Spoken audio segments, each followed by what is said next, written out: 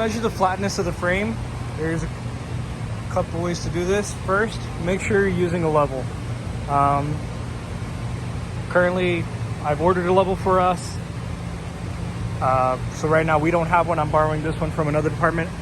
Make sure you return it if you borrow it. There's two ways to check this. One, you can leave it flat like that, and you get the space here and the space here, and you add both of those together. And if the total is more than 1/4 inch, that's too much.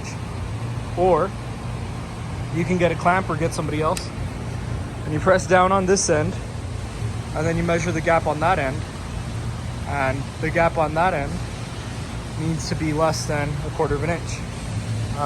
Obviously that first method is probably preferred, but you especially want to make sure that when you're measuring, if your level doesn't reach all the way from one side to the other, that you are measuring right here where these crossbars are being welded, or up here where you've got 3 different parts being welded together.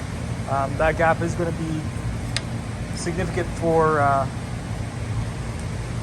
when they're assembling the floor. I'm just going to drag it back here. See, I've got that gap down there. So yeah, what I would do in this case is I'd measure there and here, add those up, and then I'd slide it over and measure here and whatever the other side says, and then I'd add those up. And if either of those are out of tolerance, more than 1/4 inch, then that's not okay.